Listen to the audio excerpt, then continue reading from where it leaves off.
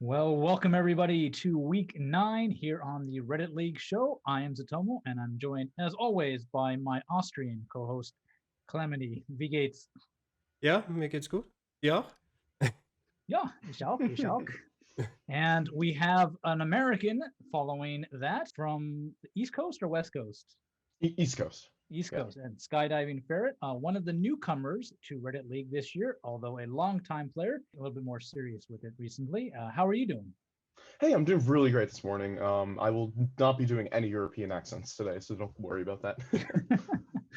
Don't worry, you can make fun of my poor German or even my poor English these days as we get into this one. Yeah, so this was the last week for Division 4 and 5, but we are still quite a ways to go. A couple weeks left in the top 3 divisions. So we got kind of a mix here. We got some playoffs to talk about, as well as some relegations, and as well as some ever tightening races for the top and the bottom of. So with that, let us jump straight in with the Division 1 results. Calamity, and probably not going to change his fortunes too much, but a perfect score by Radu is probably a very notable thing, especially against Boxa. Yeah, it certainly helps him out a lot more than you make it out to, because he is still fighting against relegation there, and an extra point can't go amiss there. But in general, this was a perfect week for experience, as it turns out, as apart from Mr. Blue against Giovanni, every game was won by the person who has been in Red League for longer. And yeah, we also have some crucial points in the relegation battle for Equinox and Magyarin, who both won their games against direct competitors. And Simi's finally got going as well, and he's now been unbeaten for 4 games. Oh, very nice. A good run of form for Simi. Anything interesting to you here, Ferret? Yeah, I mean, looking at Sumi's score right there, he just missed out on the 25K. I'm sure he must be a little bit disappointed in that, but it's certainly an amazing score. He can't lose too much sleep over that. And I'd say it's pretty unfortunate for someone like Orpheus, who took a loss to Rayman Mucha there. He was in a pretty good spot. I think he's still in a playoff spot, but we'll check that out on the next slide. Yeah, really interesting here. We have quite a low score with Orpheus and Schluti, but then practically perfect games for almost 3 or 4 people. Maguron and Raidman Mucha 9, 8, 9. So quite a diversity in the scores, Calamity. Yeah, was there one round in particular that was just troublesome? there was not just one, there were a couple rounds that weren't too easy, but I think this in general is something that just comes with the map, where islands are just a thing that, especially with the map being very tiny islands, in most cases you either have the island or you don't. And if you don't, you're going to lose a lot of points, especially if those islands are somewhere that's, not too close to the mainland, something like Hawaii or something like in Japan occasionally. I don't remember fully which locations were the problems here, except for one in sort of northwestern Russia, which didn't prove that easy for a lot of the people. But yeah, I think that's more down to the map than the round specifically. Okay, very interesting. Well, let's see what this all means for those experienced players in the division table.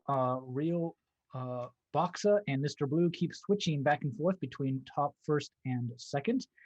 And Simi and Radu, for the first time, are both out of the relegation this season at the expense of Schluti, and Kevin Kroner, unfortunately for him, falls all the way to the bottom here, Calamity. I think Simi was already out last week. I think I remember saying that back then. Yes, he got out last week, but yeah, now Radu's up there with him too. Yeah, so. His resurgence comes a bit late, a bit too late to fight for the playoffs, but he should be more than capable of keeping himself out of the relegation fight from this point on. I also think he doesn't have the most difficult of ends to the season, which sort of leaves us with 5 people split apart by only 2 points, fighting for one position that keeps them out of the relegation fight, which is pretty exciting. And it's also almost more exciting than at the top, where Mr. Blue, Boxer, and Raidman Mucha, as he's told me he's actually pronounced. Mucha is a Polish word, apparently meaning fly. And so I'll try to pronounce him correctly from this point onwards. And if I'm still making a mistake, he can correct us next week. But yeah, behind them, Orpheus, Anaglu, and Giovanni all failed to pick up points this week. So they all stay where they are. And with already 4 points from them to Raidman in third place. I think it's unlikely that they'll jump over anyone ahead of them. So they're kind of just fighting for that one remaining spot in the playoffs.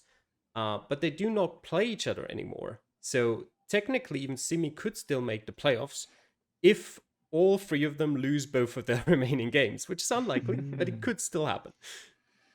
Still mathematically possible, Ferret. Coming in the last 2 weeks, anything you're looking forward to maybe seeing and how it shapes up here? Yeah, I mean, it would just be too good to be true, but none of Orpheus, Ian, Larju, and Stimfelixit are going to be facing each other, but they are all tied for the last spot, which is going to be really fun to watch. I mean, how could you not root for a tie for a final match for the promotion tournament? For final tournament. Yeah, and some of them do have perfect games under their belt, so it could come down to Yeah. A perfect game is the same, and we could go down to score differential and things like that. So we could get pretty deep into the charts here to figure out a 4th place contender for those playoff spots. Anyway, let's take a look at their not the results, their matchups for week 10, the penultimate week for Division 1. We are in Bolivia this time, and yeah, Calamity, we finally get it, that matchup at the top of the table here. Yep, we finally got Mr. Blue against Boxer, first against second, and that'll be very exciting to watch for sure. The only thing being it probably won't matter too much. It depends a bit on their scores, but they can probably do each other a favor and both get close to perfect scores in a draw, and then they're both guaranteed in the playoffs, or the tournament playoffs. But yeah, it's definitely going to be an interesting match. And we've also got a Polish derby with 3rd against 6th in Raidman against Giovanni there, which is also pretty important for both, since out of those top 3 that I've previously sort of called as safe, Raidman is the one who's the furthest behind. And he could guarantee himself his spot with a win here. And they've also played in the past, obviously, as Raidman's been here in Division 1 since the beginning, and Giovanni has been there in Season 1. Back then, it was a dominant win for Raidman in Nigeria in Season 1, which is probably not too significant for Bolivia, since they play quite differently, but probably more so than some of the other matches we had in the past. Magyaron played Equinox in the past in Season 2 in Brazil, and Equinox won that game. But actually, an interesting fun fact here, because this is also one of the games which is probably the most interesting this week, because it's 10th against 11th. But also something that I just quickly wanted to mention is that Magyaron is one of only 3 people who've been in Division 1 since the beginning, next to Simi and Raidman. And it stands out for Simi and Raidman because they're always fighting at the top and everything. But for Magyaron, he's sort of a bit more undercover, always around the mid-table. Did play in the playoffs last season, I think, but lost in the semi-final. So he's been there since the beginning as well. And I think Radu against Anaglo could be a very interesting matchup as well, with both of them needing points for different reasons. And yeah, both of them relatively close in terms of skill so far this season, but I think probably Radu, if we're talking general Geoguessr skill, Radu is probably slightly favored. But Anaglo is higher up in the table, so I think that could be a very close game as well. Yeah, very interesting. Anything from you here, Ferret, on these matchups? Yeah, I mean, Equinox and Magyaron going at it next week. They're both in a close spot for relegation. They're tied for the 10th and 11th spot. That'll be pretty interesting to see who has a chance to avoid direct relegation. And yeah, I mean, looking at Kevin Kroner, he's currently in a spot to get relegated also, and he is facing off against Orpheus right there. So that'll be a pretty tough matchup for him, as Orpheus is in a playoff spot right now. Indeed, yeah, really exciting into this penultimate week for Division 1.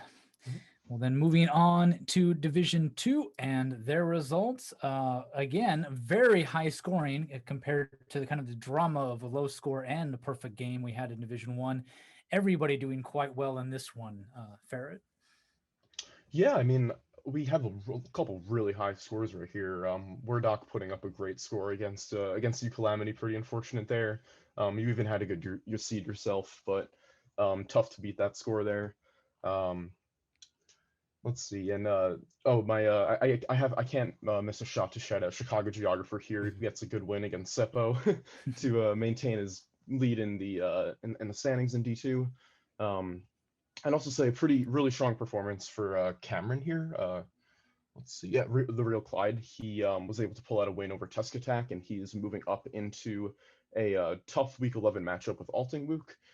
He will go up. Let's see, he's in a pretty good spot to move up in the playoffs, and yeah. Definitely, indeed. Yeah, Calamity, a bit unfortunate, not a poor score at all by most means, but Verdoc just the better on the day. Yeah, as expected, I lost against Verdoc, but a bit too quick there with calling Chicago the leader of Division 2. That's still mine. That's still my spot. Okay. But yeah, I didn't expect to win against Verdoc. I got my bonus points, which I'm more than happy about. Yeah. With well, even though I was still lucky there because I was just about in sixth. But yeah, Tall Impala has finally recovered some form as well with a great win against Ice, which also helps me out because Tall is sort of in a position where he can't really fight for promotion anymore, but Ice is certainly still up there. So I'll take any win against some of my competitors that I can get. And M the Basement gets an important win against Guelo as well, and sort of in equal speed with Tall Impalas, both secured themselves their spot in the division at least. Yeah, Real Clyde and Chicago both picking up wins and continuing to pick them up, even though not the best performances this week by Chicago especially. But you only got to beat who is playing against you. So 3 points is 3 points. Indeed. Well, let's look at what this all means for the Division 2 table here. Calamity, as he mentioned, does still keep his spot with 1 point. Chicago and Clyde close at his heels. Verdoc moves up into 4th with his win, and Ice down to 9th. No, he has 19 points, down to 5th with 19 points. There we go. Radox, though, also slowly, as he does every season, climbing out of the depths of relegation and is now in that top relegation spot, only 3 points away from not even having to worry about it this season. He's got a couple more games to get out of there. But anything from you here on this table, Ferret? Oh yeah, I mean it seems like the top 3 spots are pretty much locked up. But we could see definitely some movement with Ice Tharu and Werdock fighting in the last 2 weeks for the last playoff spot. And yeah, on the bottom again, like you mentioned, Radox keeps climbing out. It looks like it might be a little bit tough for him to escape the relegation match, but I still have faith in him pulling it out, even if he's in that match. Calamity, yeah, still in first place. You kind of got boosted up by getting that win, the one loss you had back as a win column when Blockchain was red carded, but Verdoc loss was not enough to kick you down. Yeah, and now I'm pretty much in a position where if I win any of my remaining 3 games, then I get promoted. And I say 3 because if I lose the 2 in the regular season, it's pretty unlikely that I'd not at least finish 4th. It's possible, but it would require some pretty bad luck. And the more I think of it, bad luck sounds like me. So it's maybe not that impossible after all. Knock on some wood.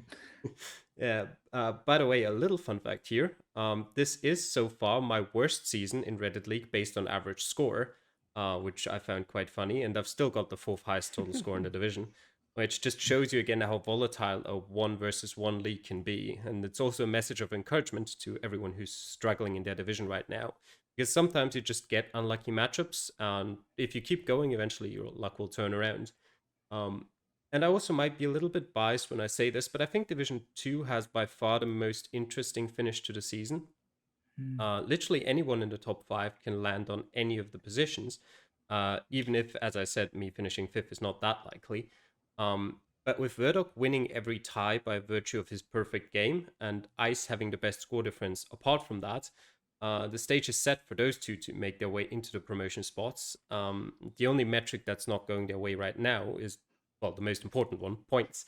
But because of how the matches play out, that can change quickly. And in the remaining weeks, I'm going to play against Ice before finishing off against M the Basin.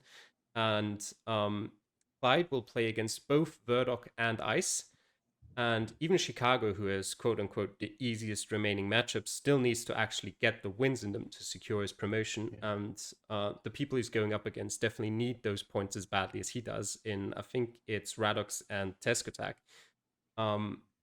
And with only the sort of 6th highest total score himself, he's not been having the best season himself. So yeah, still definitely you can't count your points before you hatch them.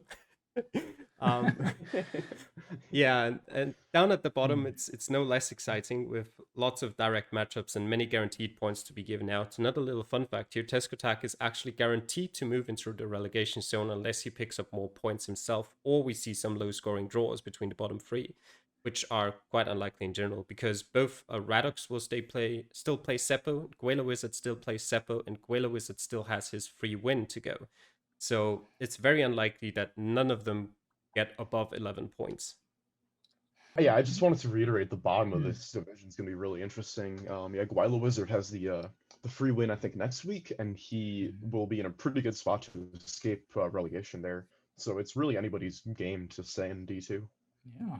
Well, let's move over to those fixtures then and see exactly how this shapes up. As Calamity mentioned, he is up against Ice and Redox facing off against Seppo. Ferret. Yeah, it'll be really interesting to see Ice Star against Calamity. I mean, that's a pretty big matchup for him, and he has a great spot to move up into the playoff spot. So pretty big proven match there for him. Also, Chicago Geographer going against Test Attack, like you said before, he pretty much just needs to win one of his games, so that's a pretty important match for him to lock down and make sure he can clinch a promotion spot. I'd say also Tall Impala has a pretty tough task against him going against M. Bassman.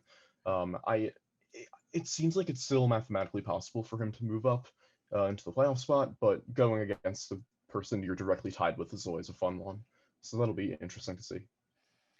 Indeed. Yeah, Calamity, probably other important matchup here, Clyde and Verdok. Also close, the top 3rd and 4th there. Yeah, I've written down both me and against Ice and Clyde against Verdok for sort of the promotion matches here. Verdok definitely could benefit a lot from a win here. That would just bring everything even closer together.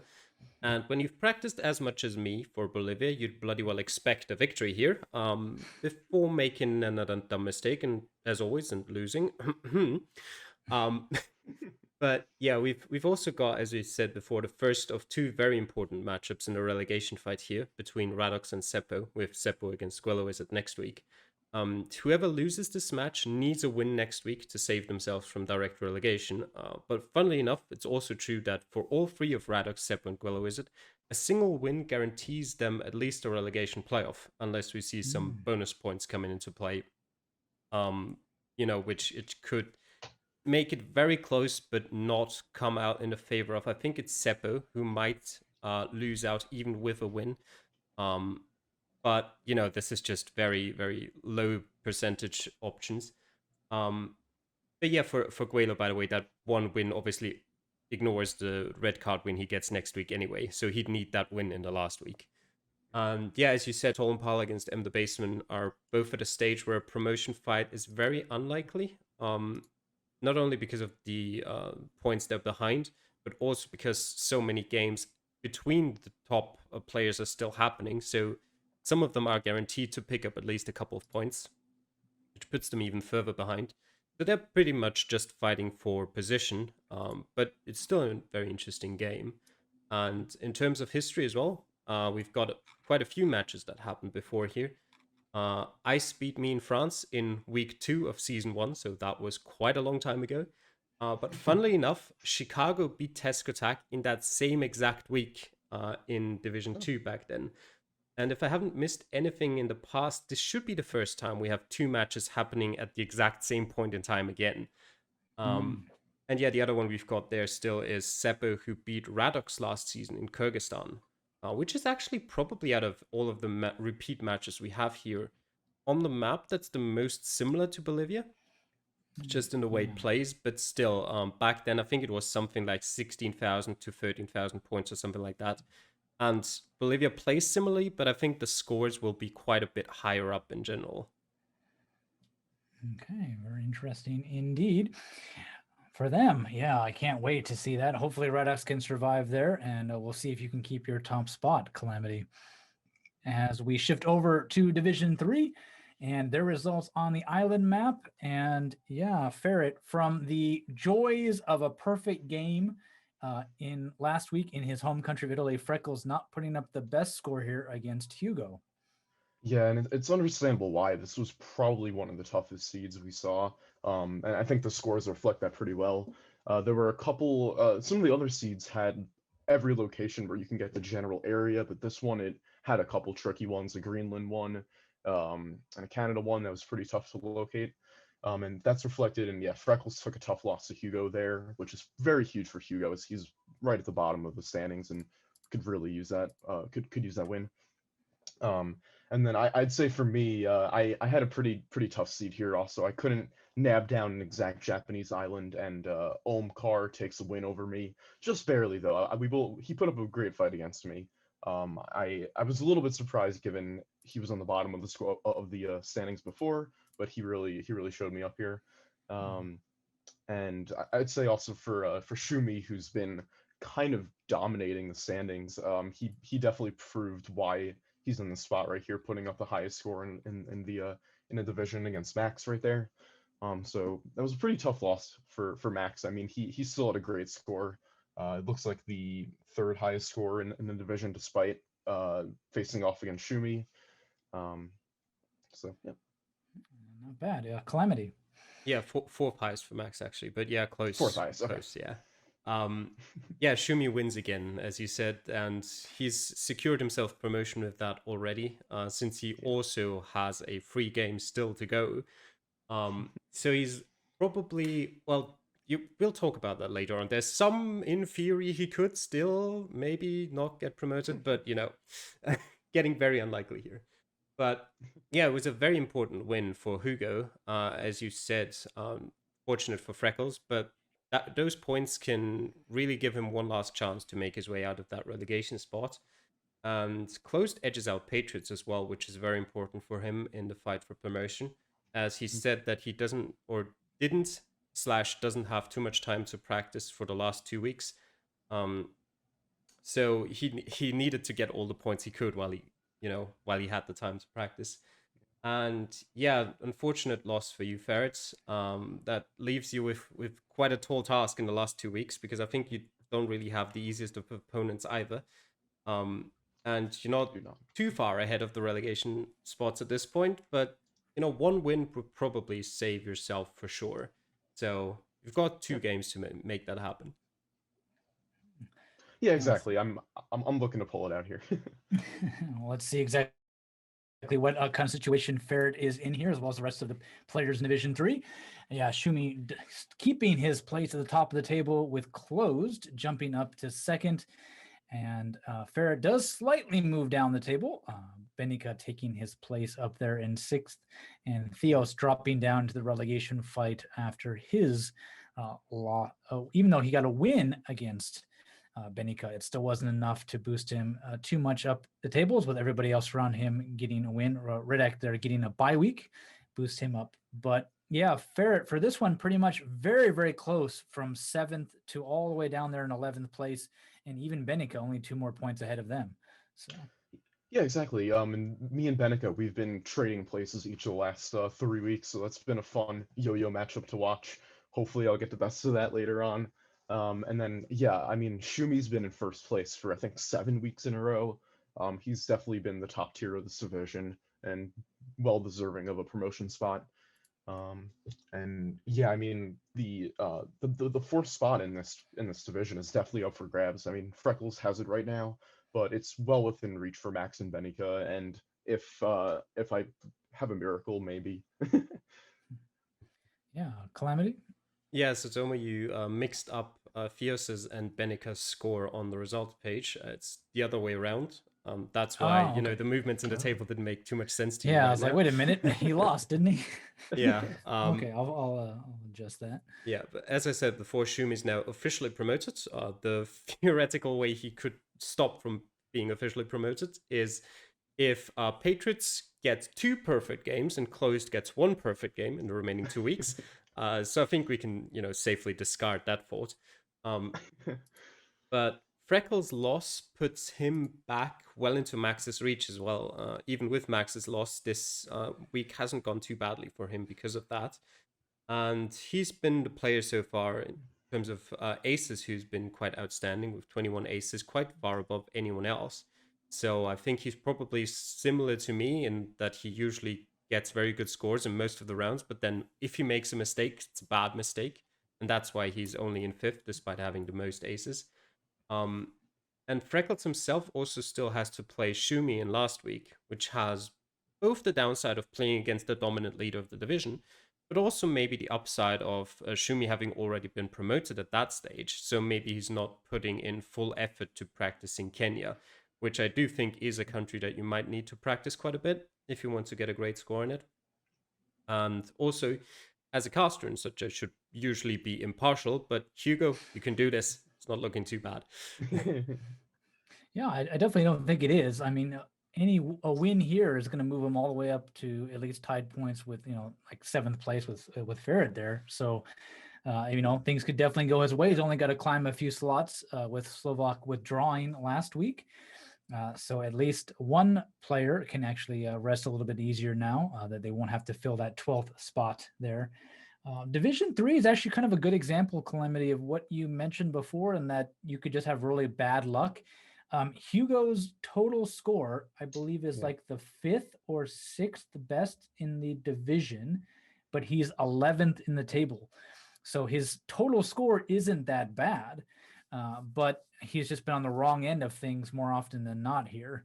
Yeah. And so definitely it's got the ability to climb up out of that spot. Yeah, not only his total score, but also his score difference is better than everyone ahead of him up to 3rd place. So that as well. So he's really had quite an unlucky season so far. So yeah, we'll be rooting for you to keep your spot in Division 3 there, Hugo. Good luck in that one. As we take a look at their matchups in Week 10 in Bolivia. And well, it's not a bad one for Hugo there. Calamity against Theos.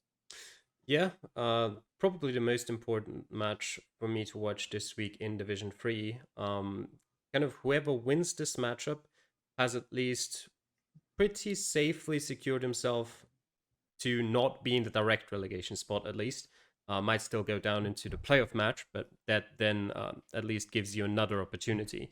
So yeah, whoever wins this matchup will definitely be in a much better position for next week. Apart from that, yeah, Freckles and Redirect are also very familiar with each other. Similar to Fierce and Hugo, who have played before in last season in a close match on a Royal World. And Freckles and Redirect have played each other both seasons so far. And another funny thing here, Freckles has only picked up 5 wins in his first 2 seasons, but 2 of them were against Redirect on a remote and the Royal World. So he's got something going for him in that duel at least. Yeah, something I forgot to mention as well before for Fios is that he's had a very curious season so far, where he started out pretty strong by being the only one to beat Shumi, then losing against Omkar before beating Max, and then he hasn't picked up a win since week 4. So very, very interesting progression there from him. And yeah, also Benica could still butt into the promotion fight with a win against Closed here. That otherwise looks relatively straightforward this week with quite a few top versus bottom or / mid-table matchups where you'd expect the people at the top fight or, pulling off some wins here. Yeah, Ferret, American Derby here with Patriots. Do you think you can come out on the better side of this one? It'll be a tough matchup for me. I'm gonna have to play spoiler a little bit, but as a New York sports fan, it'll be fun to go against a Patriots fan. And I'd also mention again for Hugo, I think he has a good shot to get out of it playing on a friendly Bolivia map to him. So that'll be a fun matchup to watch against Theos. And if Shumi needs a free win this week, he's against the eliminated player. Very nice. Well, that definitely interesting, at least towards the bottom of the table. Shumi, congrats on the pretty much all but mathematically guaranteed promotion slot, as Calamity has pointed out for that one. Well, let's shift over into the 4th division. And from here on out, this was the final week. So this had everything to play for. And boy, did we have some very interesting results in Division 4A, Calamity, and our 3rd red card. Yeah, it's somehow cursed, this division in particular, especially as Nitnok had his bye week, so all he really had to do was, once the seeds come out, play it, get 1 point, and everything's fine. But he didn't, so he got disqualified, and it's kind of his own fault at that point, as unfortunate as it may be. But what that also means is that since we neither had a single real tiebreaker scenario with people level on points, nor a perfect game, all of the games against red-carded players were meaningless, making it effectively a 7-player league that could have decided their winner in 6 game days, but was stretched out over 9 weeks. Yeah, in the end, though... Oh, I'm sorry. I was sort of talking about the table here more than the results, but Berry Fishy Bear wins the top of the table clash against LCN and secures himself direct promotion. And yeah, Headache Me gets that second promotion playoff spot next to LCN with his win against H-Town. Both not with the best scores here, but enough for Headache Me. And yeah, the next disqualification also means we adjust the format slightly yet again. As we mentioned last week, it was the case of the 8th position in Division 4A playing that relegation playoff match, but since that is now disqualified against as well, we now switch to no one in Division 4A gets relegated, and the previously safe relegation spot in Division 4B, so 10th place there, plays that sort of last chance match against the loser of the promotion final from Division 5. Yeah, very nice. Yeah, a turbulent week, Ferret, but we still have some pretty interesting results here. Hidek Me continuing to get a few wins and sees himself boosted up the table there. Yeah, I just want to say I think you have Barry Fishy and LCN switched. I think Yes, Barry I do. Fishy took a win over LCN this week, but that's okay. I was gonna say he had the best score out of anybody in this division, which was pretty huge for him to remain in first place and keep his dominance in this division.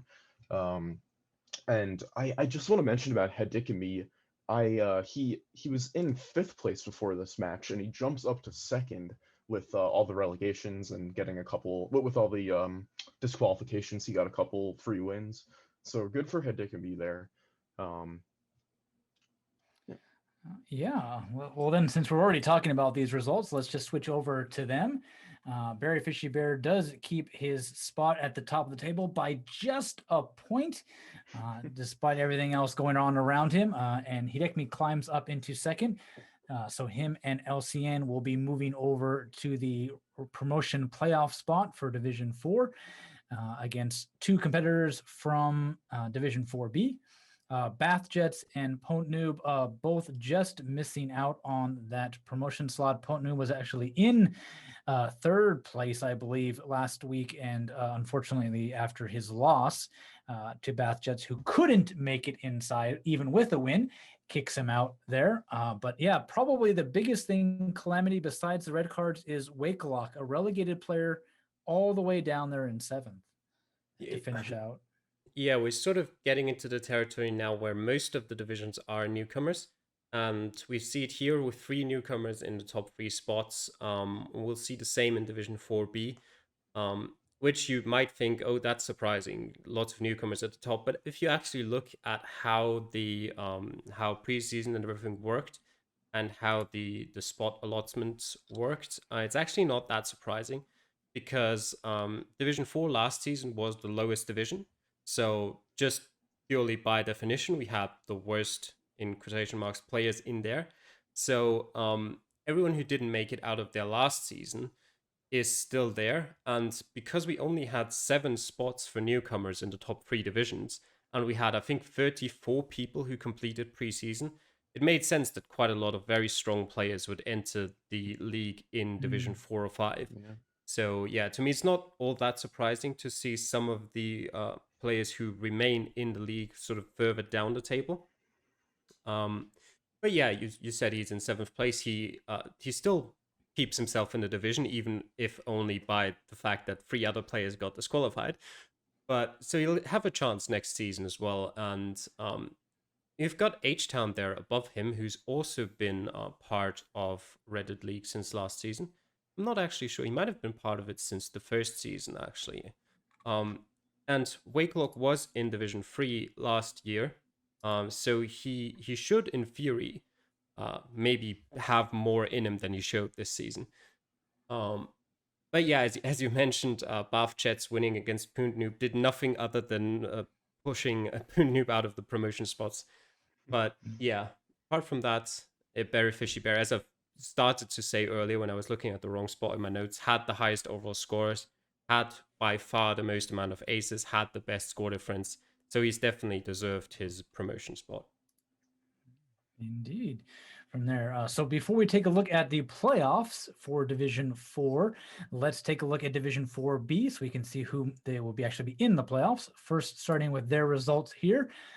Yeah, pretty decent scores. Again, not as quite as high as anything else that we had before. What?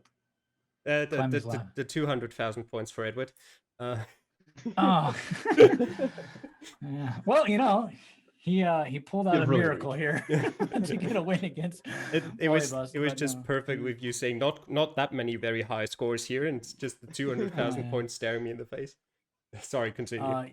Yeah, there was one tricky location here, Ferret, that cost a lot of people probably their close to perfect games in this one. Yeah, exactly. I mean, really tough for Polybus. He almost pulls that out. That could have been very huge for him. And I'd say, who had it? Yeah, so Steal This Nick just unfortunately gets a tough loss to Pastil, and that'll be pretty rough for him in the standings going forward. If you could pull that up, I don't exactly have that. Zotomo, Division 4B standings on the other screen, please. Yeah, sorry. Oh, sorry. I didn't know what he was referring to. There we go.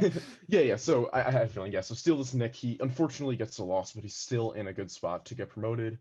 He'll be in the playoff tournament there, and I will say also Nikiro put up a great score there. Again, there was a tricky location that was tough to pinpoint, but he pulls out a great win over GRH. Yep. Yeah, other than that, Calamity, pretty rough losses for both Deep Thought and myself there.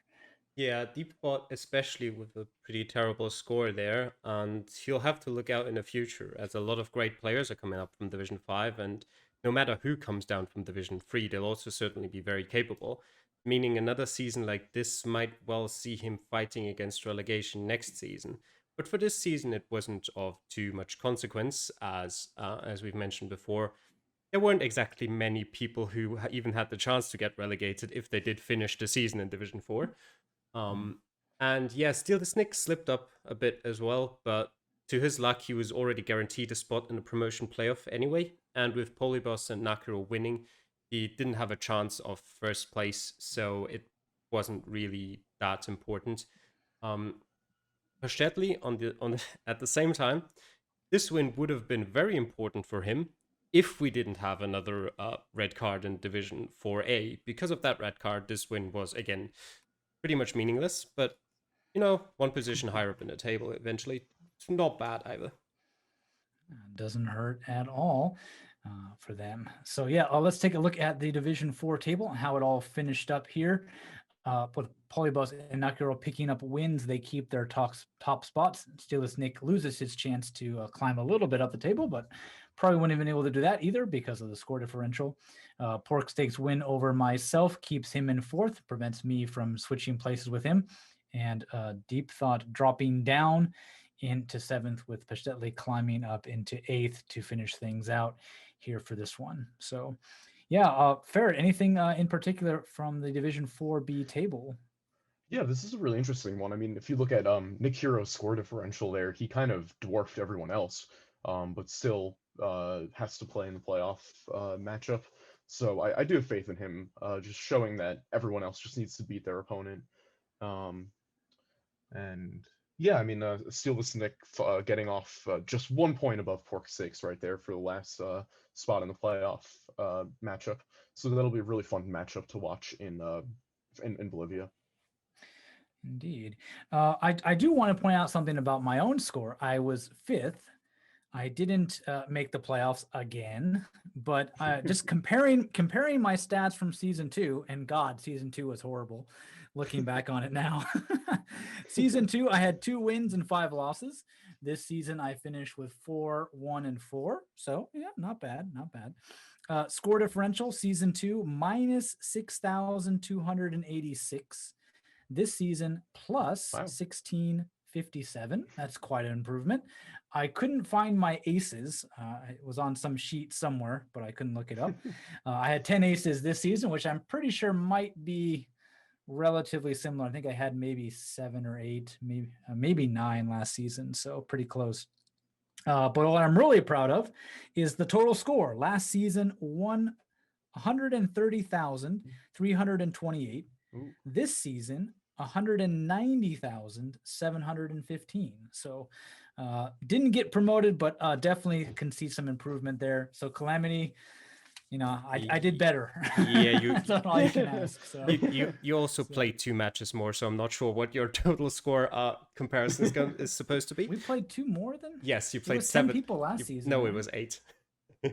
Oh, I forgot Oh, about no. that. You should have Oh, probably well, never realized. mind. You should have probably realized when you said you had 2 wins and 5 losses last season. But anyway. Oh yeah, I guess I could have looked at that, huh?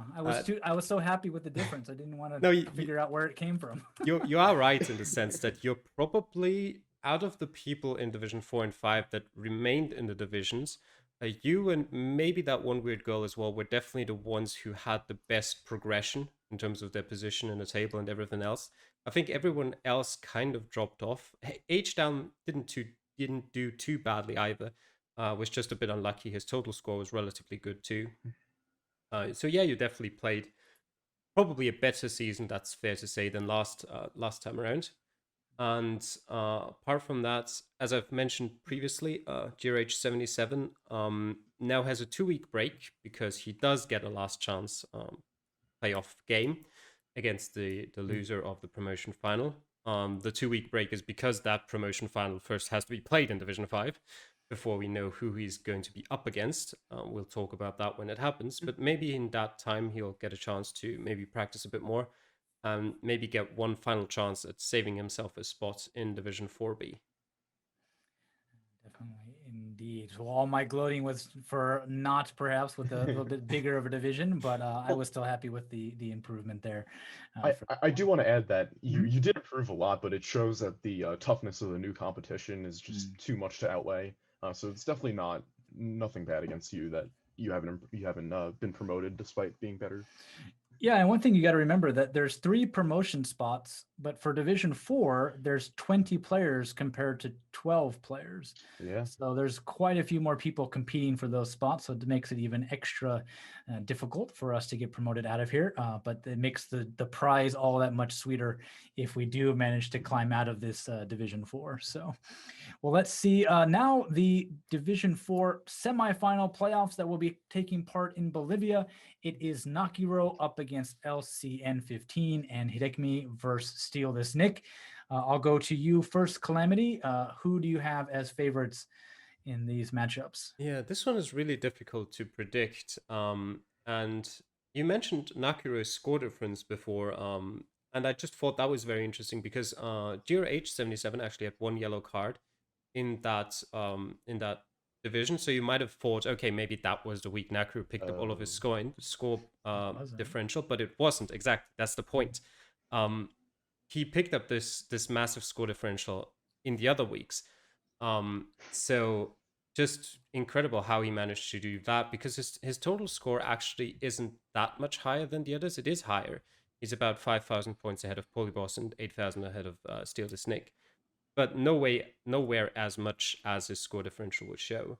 I just wanted to quickly add that onto that. But yeah, going into the promotion semifinals now, The players of Division 4B did have a higher total score compared to the ones from Division 4A by about quite a bit, actually, about 15, somewhere between 15 to 20,000 points on average, which is quite a huge deal. But then again, you might have to think maybe because there were so many red cards in Division 4A, maybe some of those players weren't practicing that much for those games where they were guaranteed a win anyway.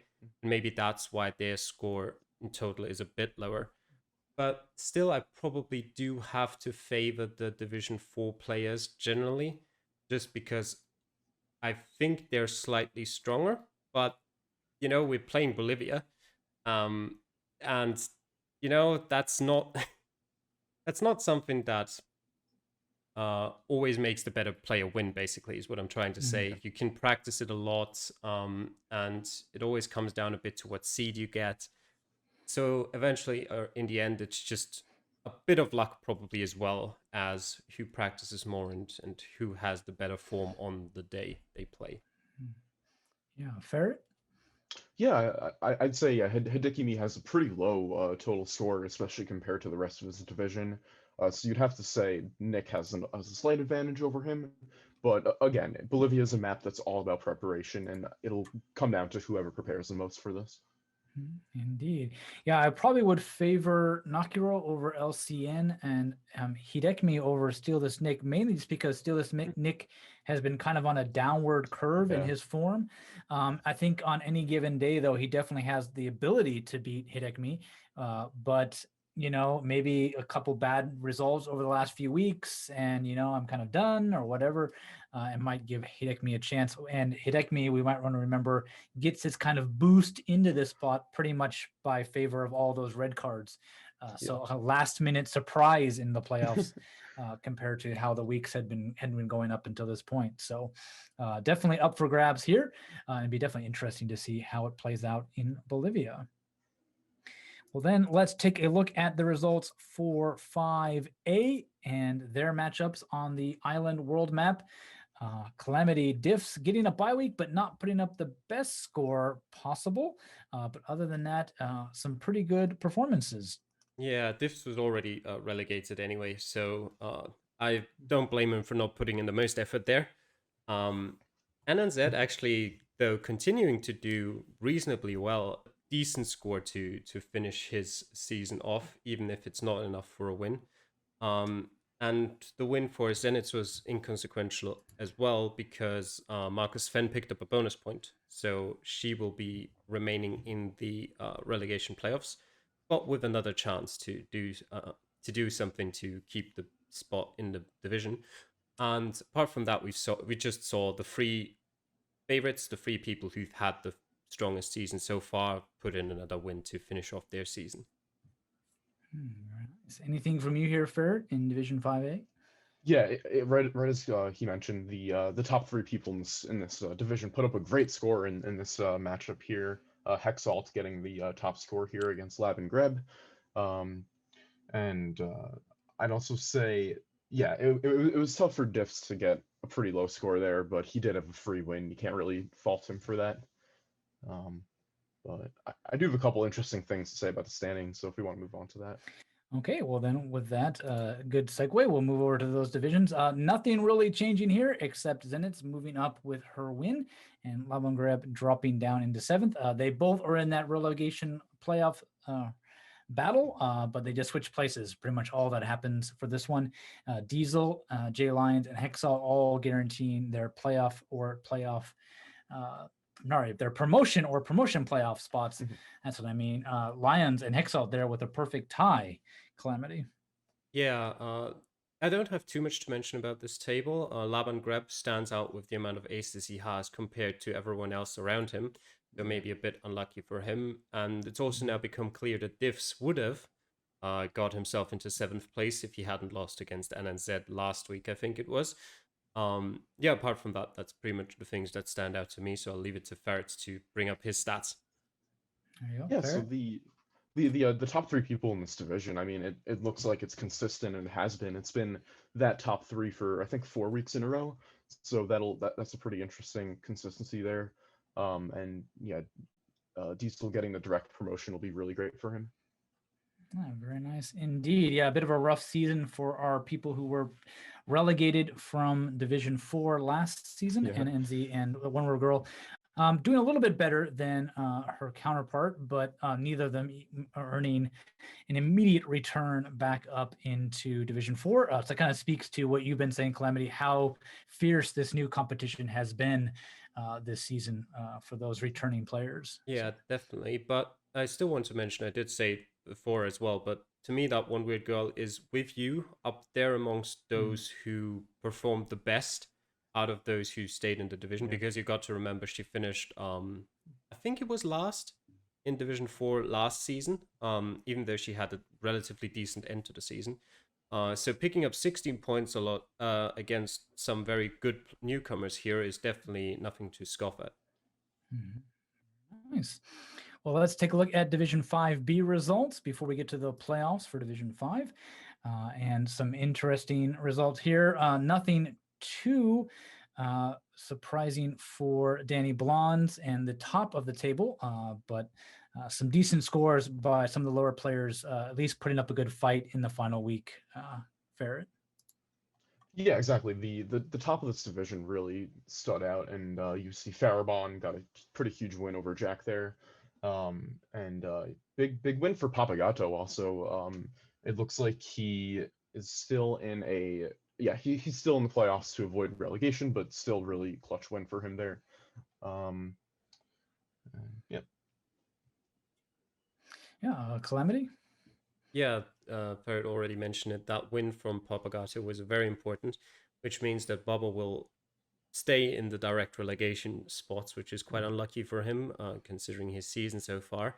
But he did leave it up to the last week with how it played out, and anything can happen in that, as we were shown here with Papagato putting in an sort of an unusually high performance for himself, which meant that even a good performance from Bubba wasn't enough to get a win there.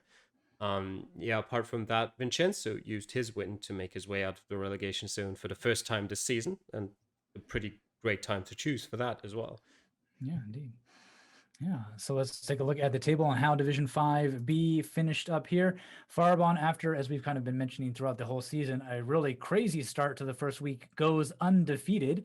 Only person to defeat him was himself with his technical problems in week 1. Danny Blondes and Geoguessr finish out the top 3, and they'll be fighting for those promotion slots in the playoffs. I still can't say his name, Calamity. Which one? Carzaz? Atsaj. Carsage, that's right. And Vincenzo, Vincenzo, we got to cast a video from him. Not bad player at all, and glad to see that he avoids the relegation, and we'll get to see him again next season. I wanted to point one thing out. Bubba the Bubba, I've been saying his aces are kind of out of proportion to where he finished up in the season, and he pulls off another achievement. He got a score differential being from America of 1776. So that's quite a number. Yeah, I think he was trying for that one. So that was pretty funny to see as I was putting this together. Was the America's birth year there for his score differential, which was quite the coincidence for him. But yeah, Ferret, anything from this table on how they finished up? Yeah, so unfortunately for Bubba the Bubba, he actually put up the third highest score in the entire division, but as you can see by the score differential, just got a couple really tough matchups, and we'll have to requalify for next season. Pretty unfortunate for him there. And yeah, I'd like to mention also Farabon. He has had an amazing season, but his score differential would not imply that.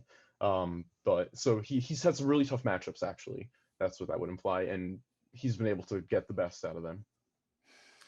Yeah, Calamity.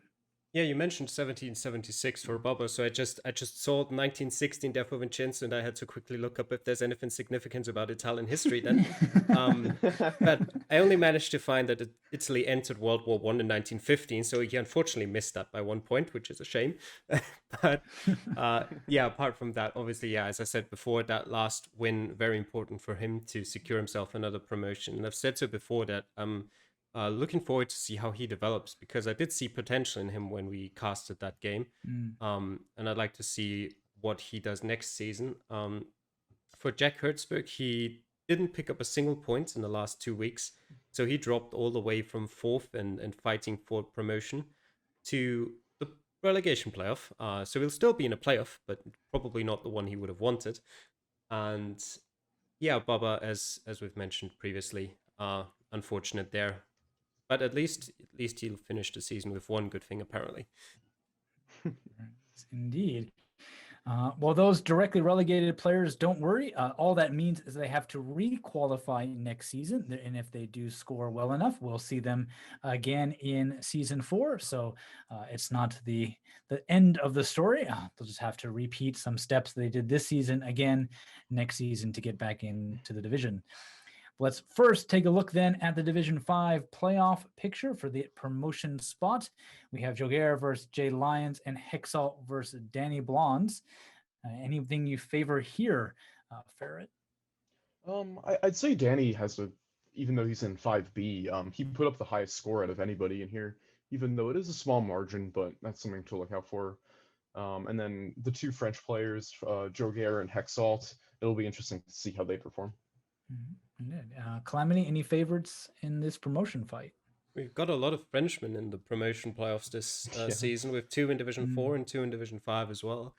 But yeah, you've already mentioned it, kind of that Danny Blondes had the highest total score. He was about 10,000 points ahead of all the other 3 who were kind of even. Though it has to be said that 5,000 of those 10,000 points came from Italy alone, which was his home map. So maybe not quite that far ahead of everyone else apart from that. But yeah, still, it's this one is probably even tougher to call than the Division 4 playoff, because I think they're all relatively even in terms of skill, and it really probably just comes down to who's more comfortable on Bolivia rather than anything else here. Yeah, I think it's really interesting that we do end up getting a country map for this playoff, which means it is something you can practice. So if you really want to get that promotion, you can put the time in and it will directly pay off for helping you improve your score. I know when we get to the map, you'll talk about this, Calamity. I know that you practiced quite a bit and your score dramatically improved over the course of that. So it's definitely possible for them to do it here. So I look forward to this matchup next week. And then at the other end of the table, the relegation matchups in Bolivia, Papagato against Labongreb and Zenit versus Jack. Ferret. Yeah, so it'll be very interesting to see this one. I mean, I think I've seen Labongreb in a couple other leagues, and I think he's a really good player. So I favor him in this matchup here, and I think that's kind of expected. Papagato has a pretty low total score. I think we mentioned that before, but yeah, he might be the underdog here against Labongreb. Yeah, a returning player though, Calamity, but maybe not the favorite in this matchup. Yeah, this one's interesting because Papagato, to me, if I think of his name, the one thing that comes to mind is just inconsistent. Like, he's had some great performances in the season, but he's also had some very bad ones. And I think in general, the pretty good ones have more so come with the world maps. At least it was the case in last week. So maybe not. Well, definitely not the favorite against Labongreb, who, as we said before, had a pretty decent season, was maybe slightly unlucky. But I wouldn't count him out just yet. I think he does have a chance if he pulls off one of his good games. And with Zenit against Jack Hertzberg, they kind of both had similar seasons in that they started out reasonably well and then have just sort of come into a downward trend where both of them haven't really been doing too well in the last few weeks. So this will be interesting as well to see who out of the two can pick themselves up again and perform at least one more good game to secure themselves their spot for next season. Yeah. We have a possibility of some all French finals, and we have a possibility here of an all Scandinavian final as well for this one, given that they're on the opposite ends of the matchups here. So we'll see how that shapes up. One more thing to mention. We could have an all Scandinavian final, but you don't really want that in the relegation playoffs, because what you want here is to win, because then you don't have to play the final, because technically the loser of the final is the one who will get relegated. Yeah, so I guess the unlucky, I just lost the word, the unlucky derby there between the two Scandinavian countries if you're at the bottom here in the relegation fight. So Will be interesting, and definitely. And we've already been talking about it, of course, throughout the entire show, but we finally get to the point where we get to talk about the map itself. It is Bolivia. The author is Jace Deneau, average score of 17,267, over 1,000 locations, maybe a lot more. Had it pointed out to me this week that Geoguessr is not the most accurate in giving location indicators on the map screens, but that's the best we can do. It's been played 285 times and 8 likes. And description, well, it's a map of Bolivia. So, and there's not a huge number of locations, so I don't believe it's a polygon map, Calamity. Yeah, I don't think it is, but I wouldn't be so sure. Also, what you said, Geoguessr is not very accurate with it. I wouldn't call it that. It's just that the steps between 1K plus and the next step is just so big that we could be like 1,500, we could be 9,000 locations, but it's definitely not less than 1,000. So it's accurate in that. And technically, 1K plus could also mean 2 million. Wouldn't be wrong. Just, yeah, wouldn't be very useful information. But yeah, Bolivia is a very interesting map. It's kind of like a mixture to me, now that I think about it, between North Macedonia from last season and something like Kyrgyzstan or Lesotho or anything like that, basically, because it has the limited amount of coverage from North Macedonia and is also mostly coverage in the cities and on the major roads connecting those. It does have some stretches of coverage out, in the outskirts and some in the mountains, but it's mostly just main roads. And it also has the diversity of a country like Kyrgyzstan or Lesotho, or even Brazil as well, where a lot of the country just looks very different to each other. So what I've chosen to do as a practice, once I realized relatively quickly how different the country looks, is that I've just started to really grind non-moving games. Because of how little coverage there is, and there's not too many locations either. I can tell you that from practice. I doubt it's far above the 1K mark, because I had quite a few repeats. And so I just played and played and played non-moving games until I eventually managed to sometimes even get above 24K in non-moving games, because you just get locations that you recognize. A lot of the coverage outside of the main cities is just easily recognizable as this specific road in a lot of scenarios. And even the cities are, while they're pretty difficult to tell apart in some cases, except for La Paz, which is just, with the height elevation and everything is a bit more easy. Even then you have quite a few things you can do to tell them apart, especially if you can move. Like you've got area codes, which are helpful because you do see them quite a bit. They do have still a lot of phone numbers showing up as well, like cell phone numbers. But it's not the issue I have with phone numbers or area codes in a lot of other countries, like Japan, for example, where it can be difficult to tell, is this an area code or is it not an area code? In Bolivia, it's very obvious. If the number starts with 2, 3, or 4, it's an area code. If it starts with, I think it's 6 or 7, then it's a cell phone. And that's literally it.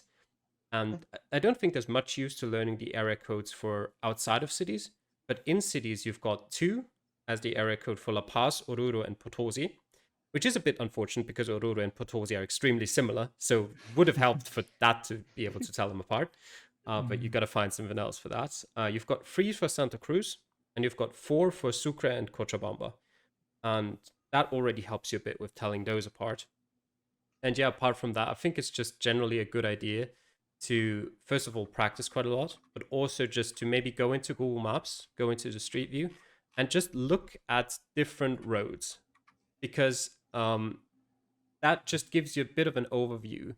And especially far away from La Paz, there's not much coverage outside of those major roads. La Paz is a different matter because there's quite a bit of coverage close to La Paz, but not in La Paz, where it can be quite difficult to really grasp that you're close to it, but you can get a lot of coverage that you haven't seen before, and that also looks quite different depending on what you get. But yeah, anything like sort of east of La Paz or south of it, basically, is not too difficult to tell apart. Yeah, Ferret, your thoughts on Bolivia as a map?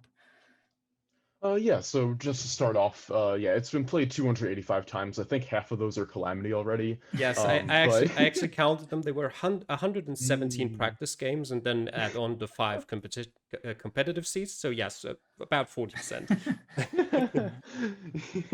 Exactly. So to get to the actual map though, yeah, so it is a map that you can prepare a lot for, as Calamity has been. You have to know exactly where the cover, not, you don't have to know exactly, but there are a pretty good clues based on where the coverage is. Like it doesn't go too far above the cities, and knowing which roads are covered, it's really important to getting a good score on this map. And as you mentioned before, you can get a very good understanding of the landscape by playing a bunch of no moving games. I played a couple myself, and you can definitely tell very distinct regions.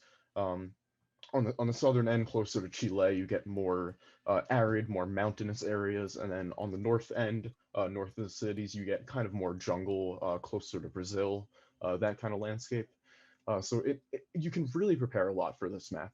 And I think that's going to be what's setting everyone apart, the people that don't do preparation and the people that do.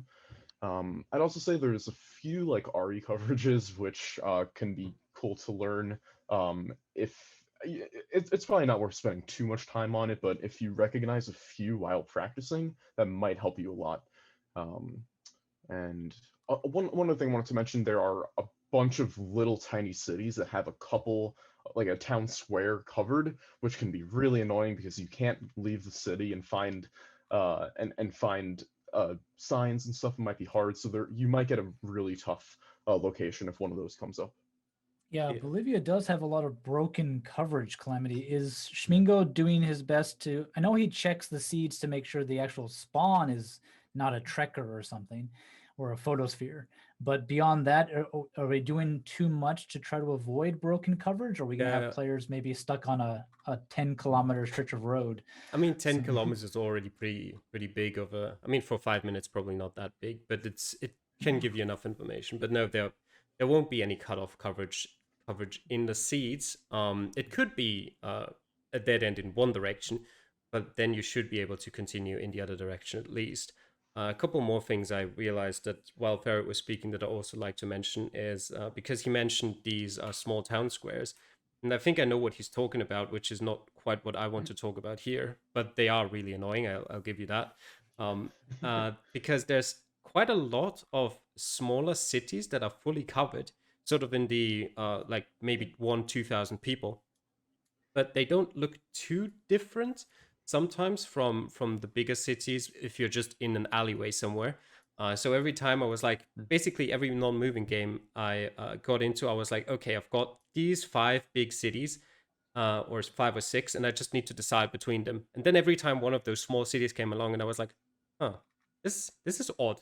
I don't recognize this. What is this? So there's definitely, and there's quite a few of those. They shouldn't be Yeah. too much of an issue when you've got movement and can make your way out of them, but it can definitely happen quite a few times that you're in some side street actually in a very small city or even a town somewhere. And another thing I wanted to mention is that Bolivia is reasonably well signed, even in remote areas. And not necessarily with signs that are like, okay, this city is so many kilometers that way, but just signs that say, like you have in a lot of countries, those European corporation signs or whatever, EU corporation signs, where you've just got the municipality written on it and a bunch of other stuff about road building and all of those kinds of things. But the municipality is the thing that matters. And you can find quite a few of those in rural areas as well. So you don't necessarily have to practice a lot to recognize those areas because you still might find those signs. But then the question becomes, will you find the city on it if you didn't practice a lot? yeah, so definitely an interesting map. And with these Division 4 and Division 5 playoffs, it should prove to be the perfect testing ground for the semifinals for all that. Well, thank you all for watching. We are kind of getting down to the kind of last few bits here after Division 4 and 5 finish up with their playoffs, but doesn't mean there's anything less to watch and to pay attention to. So we're going to try to bring you as many of these matchups in the final weeks as we can to make sure you can catch all the action here on the channel. And please hit that subscribe button so you don't miss out on those as we get into this final playoff run. And we'll see you all then. Take care. Bye. Bye.